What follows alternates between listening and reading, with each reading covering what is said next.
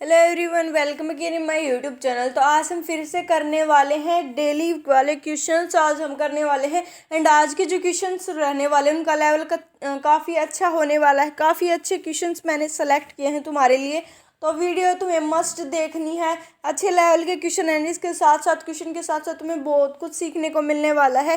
तो तुम्हें वीडियो देख लेनी है एटलीस्ट। अगर तुम्हारे पास टाइम नहीं तो तुम्हें वीडियो की जो स्पीड है वो थोड़ी सी फास्ट करके देख लेनी, बट वीडियो जो है मस्ट तुम्हें देख लेनी, बिकॉज क्वेश्चन जो है यहीं से पुट अप होने वाले हैं। तो स्टार्ट करेंगे हम एंड उसके साथ साथ एक्सप्लेनेशन भी देंगे एंड उसके साथ साथ कुछ एक्स्ट्रा पॉइंट्स भी कवर करने वाले हैं। तो लास्ट तक तुम्हें देखना है। फर्स्ट क्वेश्चन से स्टार्ट करें। Which one of the following is characteristic feature of Mammalia.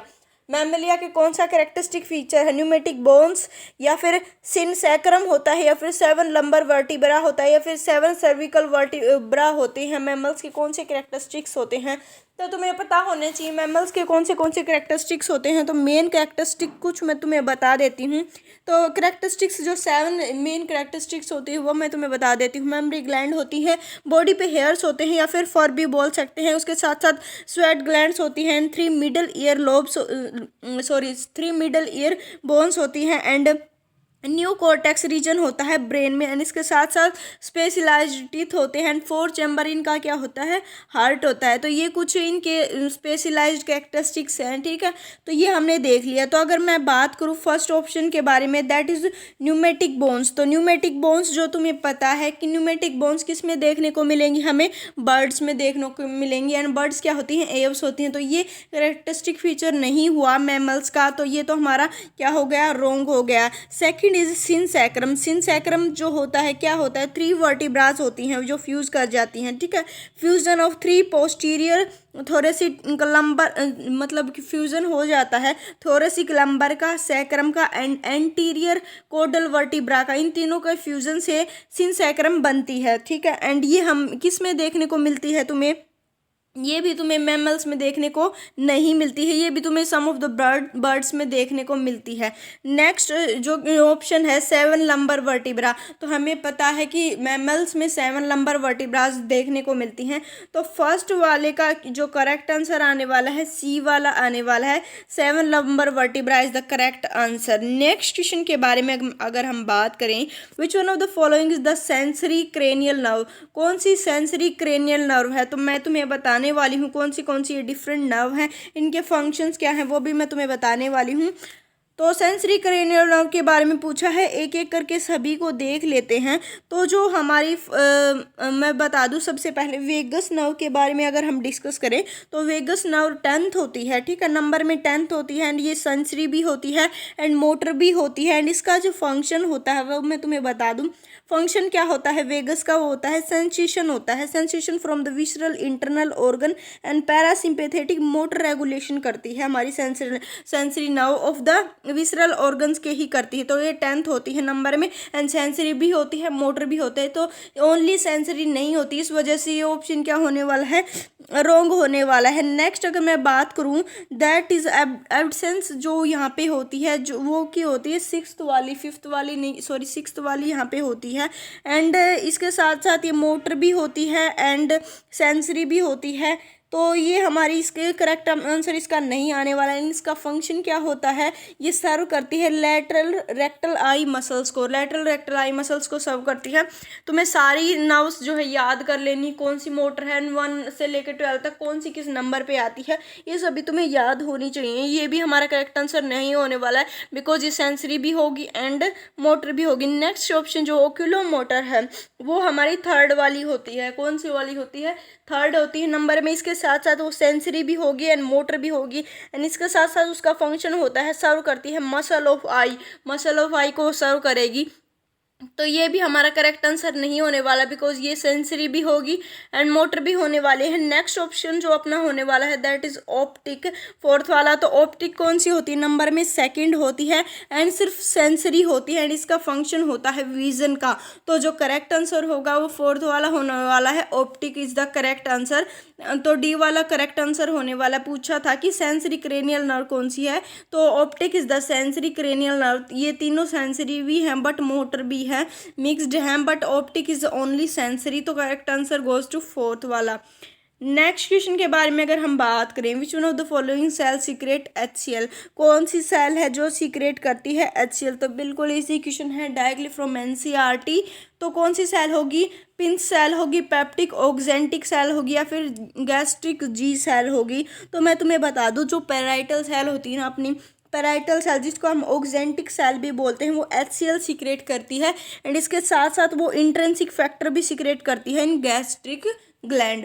तो करेक्ट आंसर आने वाला है ऑक्जेंटिक सेल, जिसको क्या भी बोलते हैं, पेप्टिक सेल, एंड वो सीक्रेट करती है HCl इंट्रिंसिक फैक्टर। तो करेक्ट आंसर होगा सी वाला, oxyntic cell. Oxyntic cell is the correct answer. Oxyntic cell secrete करेगी HCl। Move to the next question, which one of the following vaccine protect from the whooping cough? ठीक है, whooping cough आएगा यहाँ पे, W वाला whooping cough. And कौन सी vaccine होती है जो हमें प्रोटेक्ट करती है वूपिंग कफ से?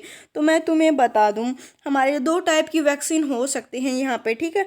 DTAP वैक्सीन हो सकती है या फिर TDAP वैक्सीन हो सकती है। DTAP वैक्सीन क्या होती है? वो वैक्सीन जो diphtheria, tetanus and whooping cough से हमें प्रोटेक्ट करे। एंड TDAP होगी जो हमें प्रिवेंट करती है, ठीक है, टीन से, प्री टीन से, या फिर टेटनस से, डिप्थीरिया, इससे साथ साथ वूपिंग कफ से हमें प्रोटेक्ट करती है, ठीक है। तो DPT जो होगा इसका करेक्ट आंसर आने वाला है, ठीक है। Diphtheria, pertussis, tetanus and whooping cough से हमें प्रोटेक्ट करने वाली है।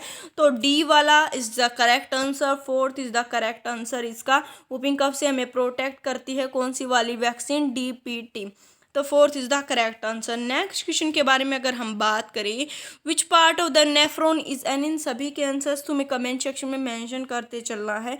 विच one of the following nephron is engaged in glucose reabsorption? कौन सी नेफ्रॉन है जो ग्लूकोज रीअब्जॉर्प्शन में इंगेज होती है?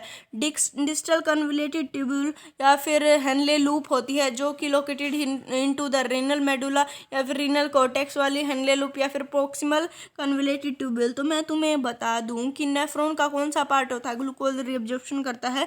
वो होता है प्रोक्सिमल ट्यूब्यूल, ठीक है। प्रोक्सिमल ट्यूब्यूल यहाँ पे ग्लूकोज का रीअब्जॉर्प्शन करता है। तो प्रोक्सिमल कन्वोल्यूटेड ट्यूब्यूल जो होगा करेक्ट आंसर होगा, C1 is the correct answer. Proximal convoluted tubule होती है जो ग्लूकोज का रीअब्जॉर्प्शन में इंगेज्ड होती है।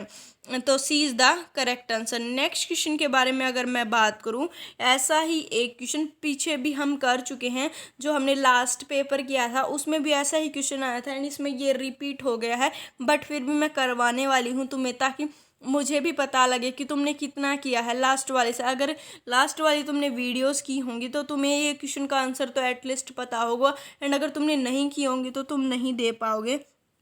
तो सारी वीडियोस तुम्हें, डेली 10 वाली जितने भी वीडियोस मैंने करा रखी हैं वो तुम्हें कर लेनी, बिकॉज उसमें सिर्फ प्रीवियस ईयर के क्वेश्चंस किए हैं। एक भी क्वेश्चन ये नहीं है कि सैम्पल पेपर हो, सिर्फ प्रीवियस ईयर के क्वेश्चंस हैं। तो हम बात करें क्रॉसिंग ओवर के बारे में, हम बात कर रहे थे in meiotic cell division takes place during. तो क्रॉसिंग ओवर किस में होता है? पैकाइटिन में होगा, डिप्लोटीन में, ऑफ प्रोफेज 1 या फिर जाइगोटीन में, या फिर मेटाफेज 2 में होता है। तो इसका जो करेक्ट आंसर जो आने वाला है वो पैकाइटिन होने वाला। पैकाइटिन में क्रॉसिंग ओवर होता है, सिनेप्सिस वगैरह भी होता है, मैंने तुम्हें लास्ट वीडियोस में एक्सप्लेन किया है अच्छे से। तो first one is the correct answer, pachytene of prophase 1। Next question के साइड अगर हम मूव करें, which one of the following event phragmoplast is related? Phragmoplast जो होता है किस इवेंट के साथ रिलेटेड होता है? तो मैं तुम्हें सबसे पहले बता दूं कि फ्रेगमोप्लास्ट क्या होता है। तो फ्रेगमोप्लास्ट होता है प्लांट सेल की जो एक स्पेसिफिक डिवीजन होता है, प्लांट सेल स्पेसिफिक स्ट्रक्चर होता है that form during the late cytokinesis. जब सेल डिवाइड कर रही होती है, प्लांट सेल डिवाइड कर रही होती है, तो लेट साइटोकाइनेसिस के टाइम पे एक स्ट्रक्चर फॉर्म होता है, उसको बोलेंगे फ्रेगमोप्लास्ट, ठीक है। एंड जैसे कि मैंने बताया कि सेल के डिवीजन में होता है जब सेल डिवाइड कर रही होती है, एंड प्लांट्स में होता है। तो इसका करेक्ट आंसर आने वाला है सेल डिवीजन इन प्लांट्स, ठीक है। तो phragmoplast is related to the cell division in plants. तो जो करेक्ट आंसर जो आने वाला है वो फोर्थ वाला आने वाला है, phragmoplast is related to the cell division in plants. ये थोड़ा सा डिफरेंट क्वेश्चन था एंड न्यू क्वेश्चन था, इसको तुम्हें ध्यान रख लेना है। नेक्स्ट क्वेश्चन के बारे में अगर मैं बात करूँ, that is related to xylem, and very easy question है, directly from NCERT। Xylem is a type of simple tissue, meristematic tissue, complex tissue, या फिर reserve food material in plants? At least यार इसका तो आंसर तुम दे ही देना कमेंट सेक्शन में। तो जाइलम क्या होने वाला है यहाँ पे, कॉम्प्लेक्स टिश्यू होने वाला है। Xylem is a type of complex tissue. Then C वाला इज द करेक्ट आंसर अपना। And complex tissue, xylem is a complex tissue. And next question के बारे में अगर मैं बात करूँ, the enzyme that is necessary for the seed germination. तो सीड जर्मिनेशन के लिए कौन सा एंजाइम यहाँ पे नेसेसरी होता है? तो ऑप्शंस है अल्फा अमाइलेज, जेटिनेस, या फिर लाइपेज, या फिर प्रोटीएज। तो करेक्ट आंसर आने वाला अपना अल्फा अमाइलेज, जो सीड होता है अपना सीड होता है। Enzyme reabsorbed by embryo in seed germination is alpha amylase. And alpha amylase का एक और फंक्शन होता है, वो तुम्हें कमेंट सेक्शन में यहाँ पे मेंशन कर देना। डाइजेस्टिव सिस्टम में आता है अल्फा अमाइलेज का वो फंक्शन। तो अगर तुम्हें याद है, तुम्हें ध्यान है, तो तुम्हें कमेंट सेक्शन में मेंशन कर देना है। वैसे सीड जर्मिनेशन में अल्फा अमाइलेज हमारा हेल्पफुल होता है।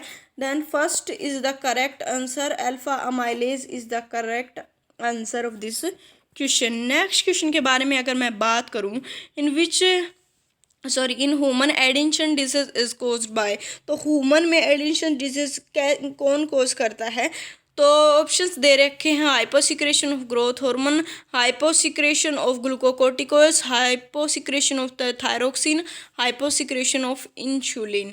तो जो करेक्ट आंसर जो होने वाला है वो तुम्हें कमेंट सेक्शन में मेंशन कर देना है। मैं तुम्हें बता दूं, एडिशन डिजीज होगी by the damage of adrenal gland.